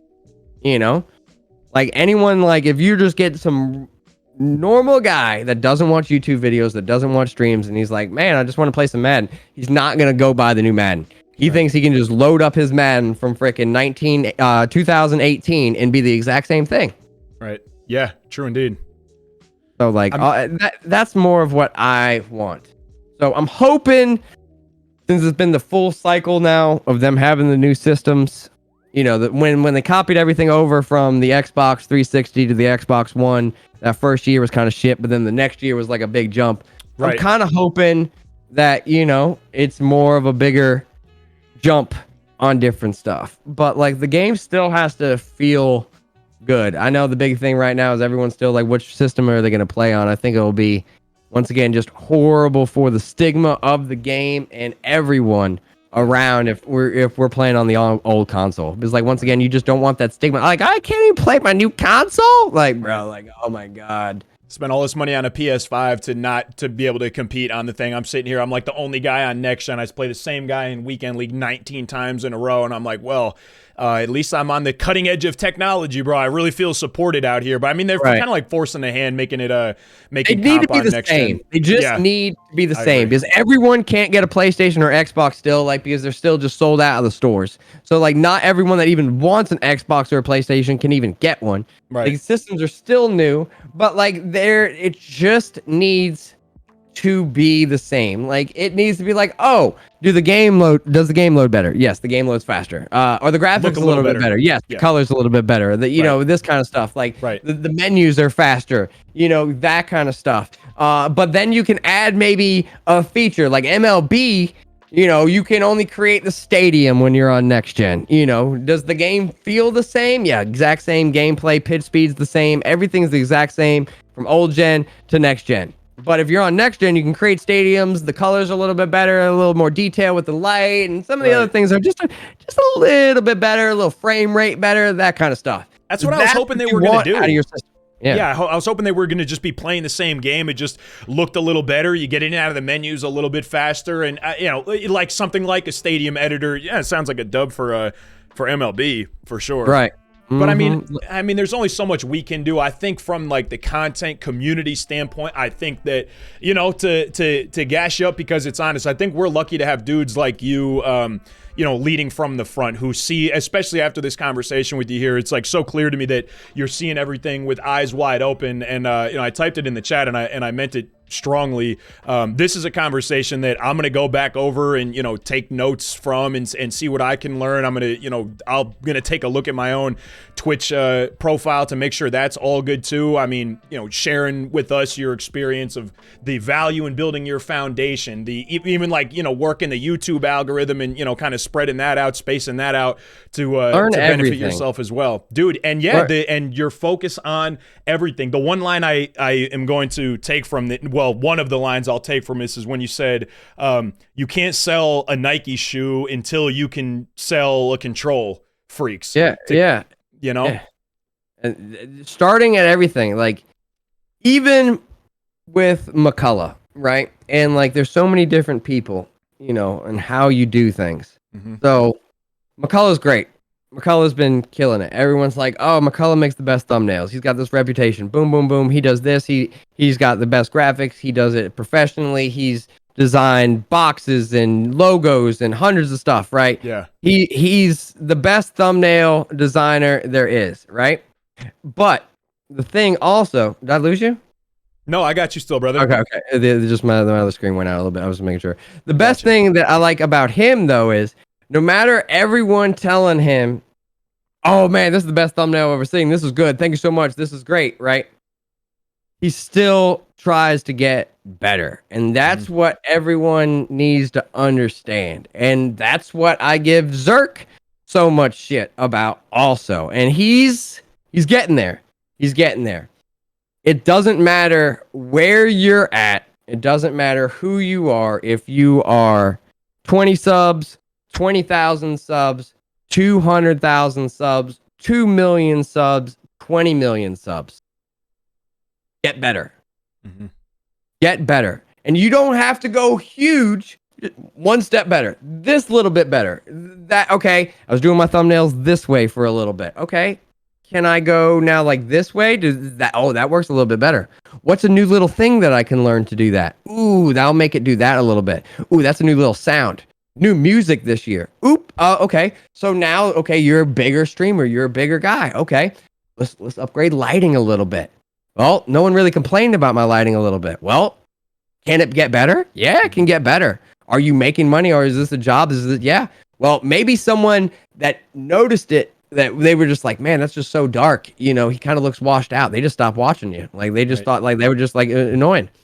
There was so long I was on that Yeti mic with my loud ass fucking voice, and everyone was just like, man, he's so loud. And yeah, there was people that still watched me all the time. He's so loud. He's so loud. He's so loud.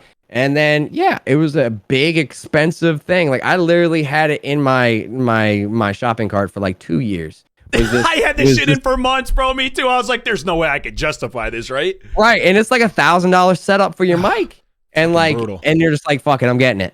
And then as soon as I did it, everyone's like, huh, best thing you ever did. Right. And I was, it's just like, do I tell a streamer day one to spend $1,000 on a mic setup? No. Right. You get the freaking $30 USB Yeti Snowball and plug it in, and then you upgrade to the Yeti, or then you maybe get the Wave mic that Elgato came out, and you move up and you keep on going. And it's like, once again, like to Zerk's point, he had the same white background and the same shit with the same camera angle and the same shit, and he's like, bro, it works. I'm like, I don't care if it works, bro. Like, better. Yeah, it works to the 15 and 16 and 17-year-olds, and all of those work. But how about to like the 25-year-olds that would watch you, that think that this is kind of like a stuff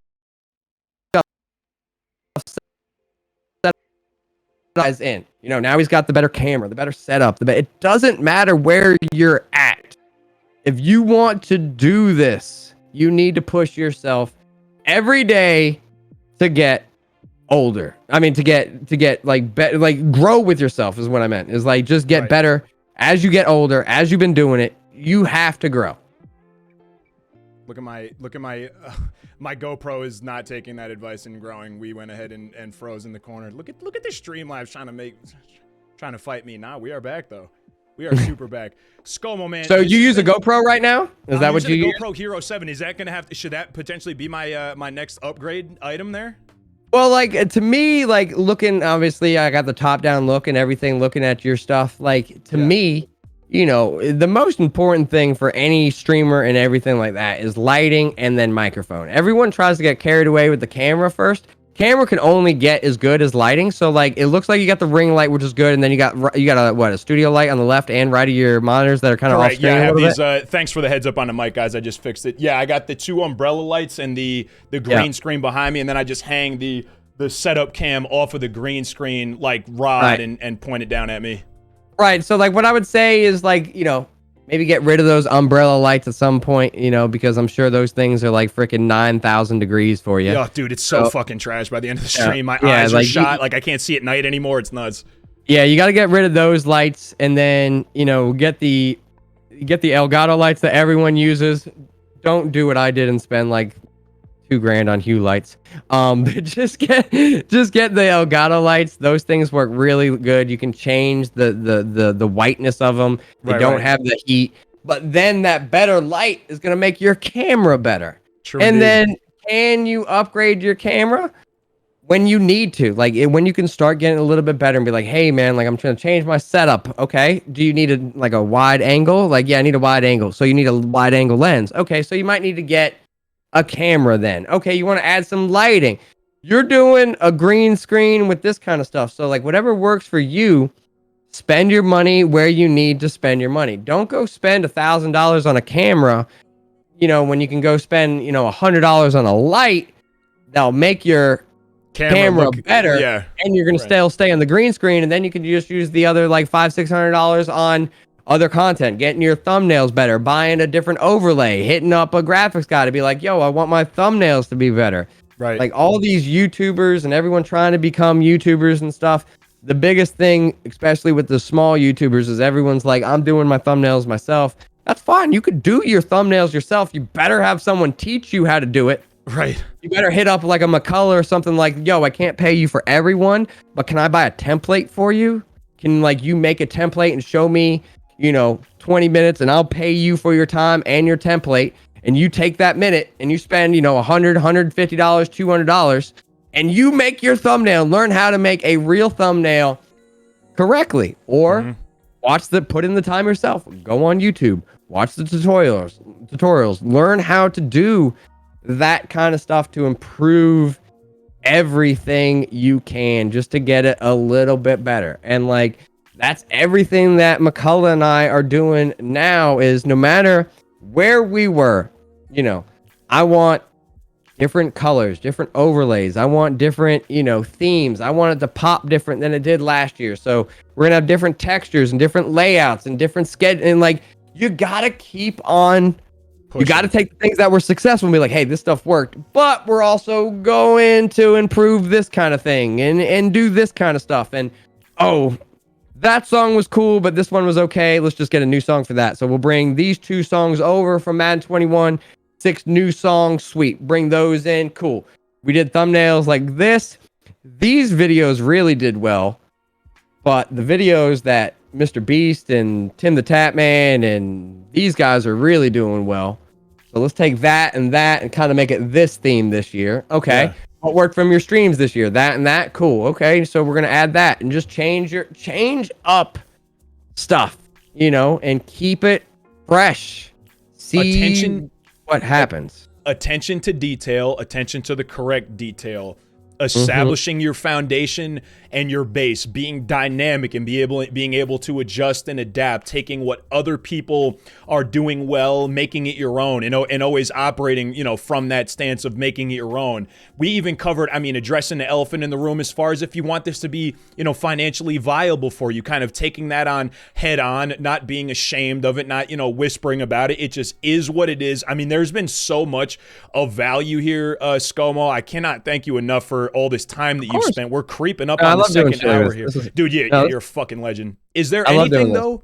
Is there anything that didn't touch on or kind of glossed over, didn't spend enough time on? This, like I said, this has been so valuable in the fact that, you were willing to take almost 2 hours out of your day to sit with us and share some of this. I think I speak on behalf of the chat when I thank you on their behalf as well. But is there anything that we missed or you think you wanted to touch on one more time before I wrap the thing up? Ryder looks like he wants to hang out. I'm sure you got a bunch of good stuff to do today there, Mo. But is there anything you'd like to leave us with to kind of round it off and start to bring this thing home?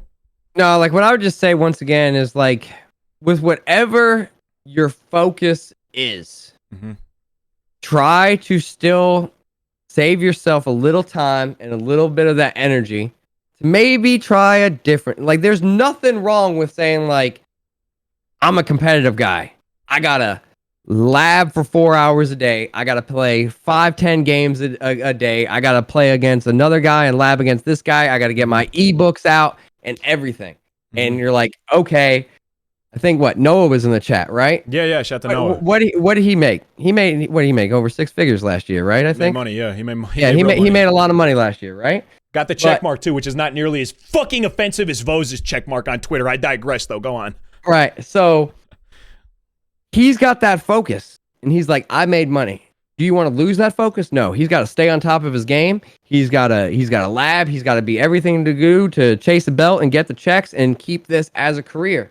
But at the same time, he's got to learn how to create content a little bit, brand the Noah brand, do this a little bit, make the TikToks, and that's what everyone's learning a little bit more is you can have your main focus. And if you are 100% of something, try to keep that and sustain that, but try to do it at 90. And then use that other 10% to build something else and see if that helps you build 90%. could be 100 viewers. Then you give 10% to something else, which maybe gets 10 viewers, but then gets this to 110 viewers also. And then this grows, and then this grows, and then this grows, and then this grows. And if you can grow everything together and learn how to take a risk, try something new, update some stuff, put yourself out there. Like, so many people are scared to put yourself out there. Be consistent, put yourself out there, do some Twitch, do some Twitter, do some YouTube, do some Instagram, do some TikTok, competitive content, fun, serious, IRL, everything. All that kind of stuff will help you, because what's going to happen is, especially if you're growing, you're going to get 20 people, 20 people, 20 people, 20 people, 20 people, 20 people to, hey, I got 200 people. Yeah. And like that's how it's going to work. And if you don't worry about the downtimes, forget about yesterday, good or bad, put yourself out there, have fun, and just focus. And like the heart, everyone's like, oh, this is easy. Like, you're playing, like, yeah, this is a dream job. I love what I'm doing. Yeah. But this shit is a grind. And Right. like, if you are a person that can push yourself enough all day, every day, for years upon years, then that's what it's going to take. If you're a person who's like, man, I just want to clock in, someone tell me, like, I just want, like that. There's people that do that, and then there's other people. There's nothing wrong with walking your lane in your path. But if this is a path and you want, then no matter what worked for you last year, try something new. No matter what worked for you last year, try to improve that, and just keep on putting yourself out there.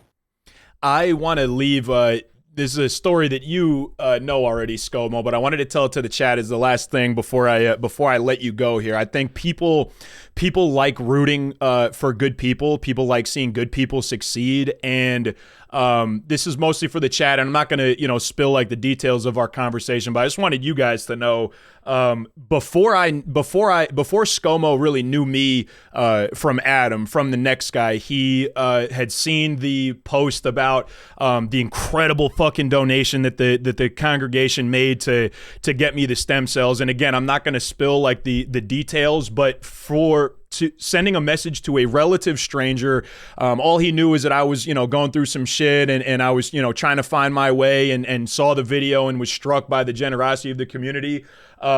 Scomo sent me a DM before he knew me at all, offering his help and assistance to, at that point, a relative stranger. And after spending now almost 2 hours talking to you, I'm even less surprised that you are as successful as you are. But I'm a big believer in getting out of the universe the things that you put in, and the fact that, in addition to being such a hard worker, a good example for the community, and someone that a lot of us, me included, look up to in what you've accomplished, the fact that you are also a high quality human being, and I'm sure that's one of the small things that you've done and you've offered to people to help them out. This interview included right in there, just time and effort that you've spent to put to other people. I love to see good people succeeding, and you are a good person, bro. And I really fucking appreciate that. It's the best part. Like, I've tweeted about it a few times, and people can maybe say it's bragging or whatever, but I think it's probably one of my most accomplished achievements is not earning money for myself, but now I'm at somewhere around $1.5 million now in negotiated contracts for other friends and other people. Wild. That's the dream. That is what I would love also, as much as the YouTube channels and the 3 channels and all that kind of stuff. My thing for me is, if people don't want me to freaking rip packs and put stupid helmets on when I'm like 50 years old anymore, my goal is to manage, mentor, teach these people, and that kind of stuff. If this can be my future, to be able to help other people make money and grow and show them all the stuff that I've done, then that is definitely where I want to be. So like, being at the position to where I can show people how to make money, help make people money, how to grow, and all that kind of stuff is definitely like what I love doing more than anything. And I know that I can do forever. Like, I know I can talk. I know business. I know contracts and all that kind of stuff, you know, better than most people in our field. You know, I'm not saying I'm amazing. And if you're a lawyer and you do this for, a living, then you're probably better than me. But if you are, right, a college kid or someone that was working another job and you want to learn how to market yourself or brand yourself or build a YouTube channel, like, I know what I'm doing. Like, I can get you deals. I've now have the history of being able to negotiate life-changing deals. And that's what I want to be able to do for people. So doing podcasts like this and being able to talk to people and help people and give the information, like, I love this. This is what I love doing the most. This is outrageously valuable, top to bottom. Scomo, Ryder needs dad's attention now in the channel. I think he's like, hey, yo, baby, we've been doing this. You've been streaming, and they did the interview. Pops, come on, man, let's get it going. Yeah, Scomo, bro, from the bottom of my heart, man, both from me and from my channel, and for everything that you're doing around the community. Thank you for leading from the front. You keep going, and we'll keep following. Set the right example. Keep doing the right things, man. So many people are paying attention and rooting for you, and I'm just super grateful to share the conversation with you, Mo. You're a fucking legend, bro. I appreciate you guys, man. Gonna be a big year for you. Like I told you before, just keep everything that you were doing. I'm always here to support you and raid you. And if you need anything through the year, please just let me know. Definitely, you get the YouTube videos going and stuff like that. Let's do a video together. I got no problem doing that. If you want to do some streams, I got some fun streams or any ideas, always let me know. One of my biggest failures as a content creator is I am horrible with coming up with like ideas for videos. My greatest idea was bundle battles, and like that's it. That's all I've ever had. That's a big one, though. That's a good place to start. But no, like if you ever want to do anything, ever have any ideas, please let me know. I'm always down to do anything. You ever need anything, always down for it. Hopefully we can get some events or somewhere we can all meet up and get like a real beer together. That would be freaking awesome. So that would be legendary. I appreciate you, man. Thank you so much also for some help with the gym. I always appreciate any gym help and nutrition help, as I know what you're talking about. So I appreciate everything, man. I got you. Scomo, man. I've been Fen. This has been Scomo. You are an absolute legend, bro. The pleasure and honor is all mine. Have a great day, bro. We'll catch you soon, Mo. You too, bro. I'm out. All right, Daddy. Peace.